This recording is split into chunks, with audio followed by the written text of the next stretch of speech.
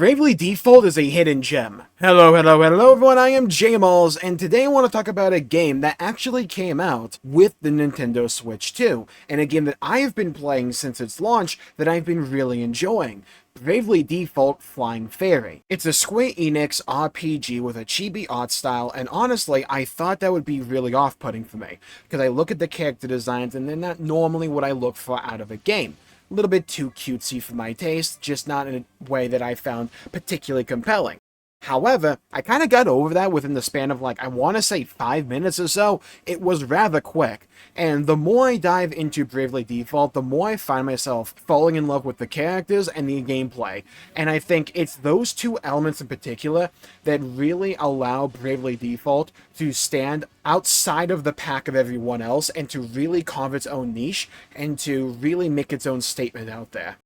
It's an absolutely phenomenal game with a great overall tone and atmosphere that's a little bit more upbeat, but also at the same time can get rather dark and macabre, and it's juxtaposed with the art style in a way that I think is actually rather interesting. Now, the game was originally a 3DS game, so that kind of explains why the game looks like it does. However, I still think the game overall has really gorgeous art, and I think Bravely Default is another good example of artistic style and direction really trumping overall graphical fidelity. Because we can talk about individual pixels until the cows come home, right? But I think what Bravely Default does so well is the way that it presents its environments to you and its overall aesthetics. It's just done in such a way that I think is absolutely charming. And honestly, in a lot of ways, I really like the presentation for this game. It's a breath of fresh air in a sea of games that I've at least been playing recently, that either really lean into a more traditional anime style, or they go for more realistic imagery and character designs and stuff like that. So a game like Bravely Default, for me at least, is a breath of fresh air in that regard.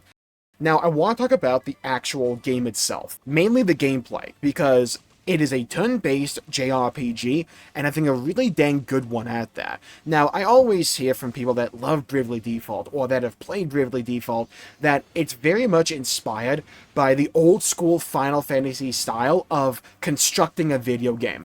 I think a lot of the charm of Bravely Default comes from its combat system because it's so dang fun and interesting, and it works so well with the customization the game gives you for each of the four main characters. So, let's talk about it. You have two main mechanics alongside the traditional confines of a turn-based RPG, right? You have your magic, regular attack, stuff like that, but the two unique mechanics you have access to are Brave and Default. Default essentially is your god. It's you are defending for this turn, you'll take less damage. However, you are building up BP, and you spend BP to attack multiple times or perform multiple actions in a specified turn. You can go into the red and essentially not be allowed to move that character that's in the red for BP until you recoup enough to break even. Or you can default a bunch to build up this cache of BP and then dump it all in a turn to really make use of defaulting all those times. And you can save all of your actions for when the enemy may not be able to move, for when you spot an opening, or when you really want to pounce on something. It's a really simple yet fun combat system. And it makes grinding so easy and seamless in this game, because if you know you can just kill enemies within 4 attacks of every character you have, you can just spam Braves at the start of a fight and just unleash damage on your enemies, kill them all, and then move on about your day. It makes grinding rather simple and honestly kind of pleasant in this game. And you can also augment the percent chance of random encounters you experience in Bravely Default. And having those systems work together just makes a cohesive whole, in my opinion, that again, I find really fun and interesting, and I quite enjoy it. Now, those systems, Brave and Default, are fine by themselves, don't get me wrong. Where I think a lot of the true genius of this game comes from is the job system, because oh my god, dude, is it so dang good. And I hear it is also inspired by a lot of those earlier Final Fantasy games. But in Bravely Default, you have 4 main party members, but you have a whole list of different jobs you can swap them to level them up, to acquire new abilities for that job. But you are incentivized to play and to swap to different jobs, because what you can do is you can off-spec. So I can have, say, 2's the MC, or one of the 4 MCs. I can have 2's be a monk. But I really like the freelancer abilities as well, like examine. So what I can do is I can have him be a monk as his main, but I can select as my off-spec freelancer.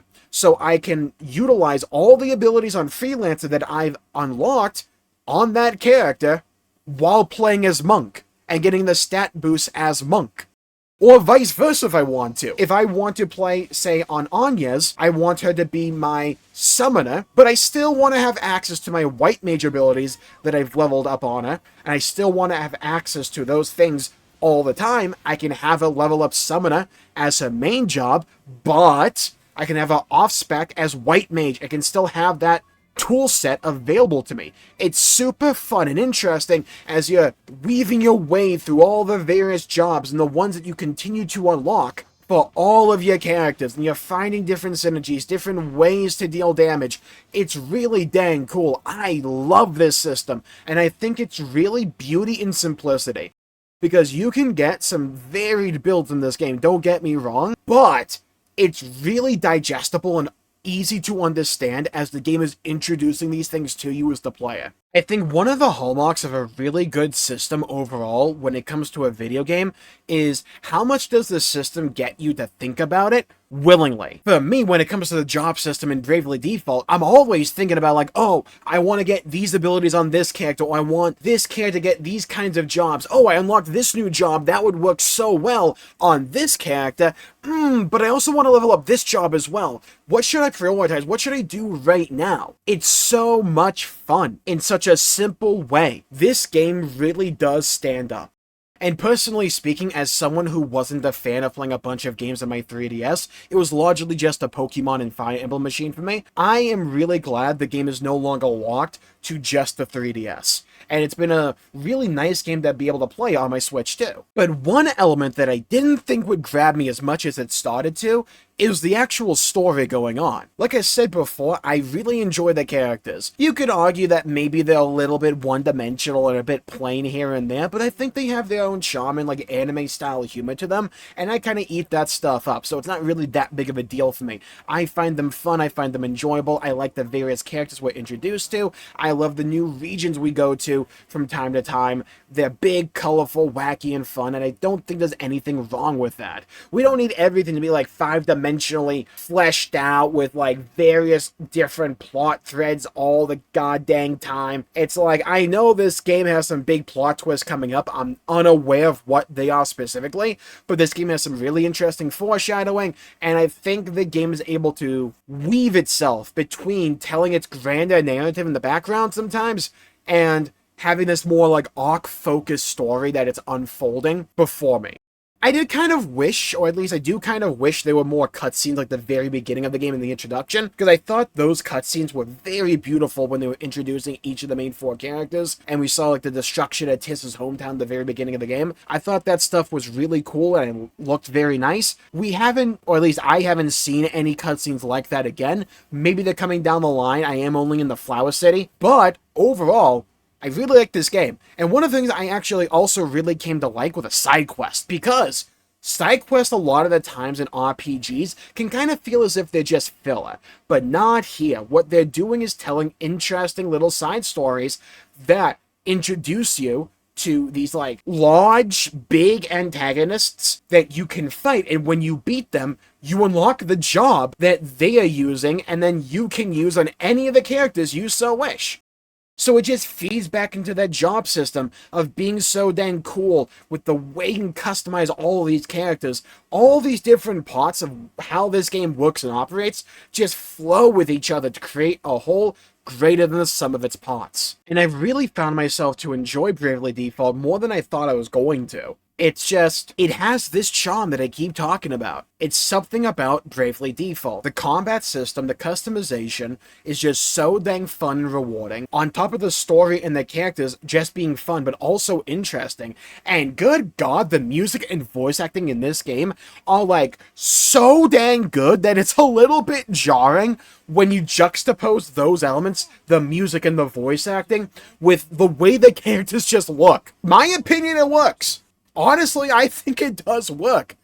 There's another really interesting part of Bravely Default on the Switch 2 that we haven't talked about yet, and that is the additional minigames that were added for this version of the game. You see, the Switch 2 has this new functionality with its Joy-Cons where you can utilize them as if they're computer mice. Now, when it comes to the Joy-Cons, though, you can operate both of them as mice at the same time. You just kind of need a flat surface, like your legs, something along those lines, to really operate with. But if you have that set up, well, you have two minigames that utilize both Joy-Cons as mice. You have a rhythm game, and then you also have an airship manager game, where you're essentially piloting the airship you have in-game, but you're actually finagling with all the different controls and managing all the chaos that is happening on your screen, trying to, you know, turn the actual ship with the wheel, messing with the altitude at the same time, or grabbing a fly swatter to kill any flies on the screen, hitting in codes they're telling you to hit. It's very similar in design to that old classic exercise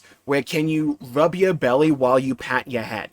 It's kind of the same principle, but it's like weirdly fun to me. In a lot of ways, I compare it to like arcade games, and I think it's an interesting control scheme. I think it's actually rather interesting and honestly pretty fun. You can lose yourself actually just playing these games. Now, I can understand why quite a few people would view them to be really gimmicky because they are. However, I kind of like it when games try to do really wacky things that are out of the box and untraditional, and I think trying to incorporate arcade-style minigames into a game like Bravely Default, when you have new functionality when it comes to the Joy-Cons, like mouse controls, I think it's actually rather fun. And you know what? I don't see a problem with including stuff like this when it's just fun. And you can unlock like in-game power-ups or like really cool items if you want. You don't have to use these things at all. Like, you don't have to play the minigames. It's just if you want to interface with the minigames, there's an in-game structure to reward you by allowing you to trade in tokens that you collect by playing the minigames for various in-game items. I think it's really cool. I like it. And you know what? My recommendation, if you have a Switch 2 and you're looking for a good game to play, check out Bravely Default. This is, in my opinion, one of those more underrated gems. It's one of those like other RPGs that Square Enix puts out that a lot of people may just not really pay attention to or just take a glance at and move on about their day. My opinion though, I would heavily recommend keeping your eye out for this one. If it eventually gets ported elsewhere, or if you get access to a Switch 2, if you have a Switch 2 already, I would recommend keeping an eye out and probably playing Bravely Default. I haven't even beaten the game yet, and I don't even know how far into it I am. I think maybe just a little bit under halfway if I was to hazard a guess. I'm not sure though. But this game is just so dang fun and captivating in a lot of ways.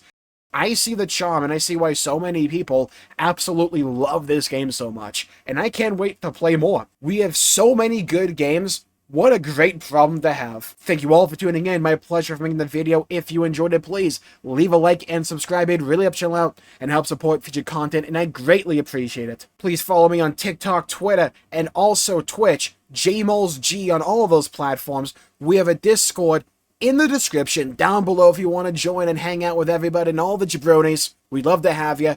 Thank you all for tuning in. Stay safe. Leave a comment down below with your experience with Bravely Default. Have you played it before? Have you not played it? What are your thoughts on it? Do you want to play it? Have you played it? How do you feel about it? I'd love to hear your thoughts and hear your opinions and to hear your perspectives and to hear your stories. Stay safe. Have a great day. And I'll see you all next time. Bye-bye, everybody. Until we meet again.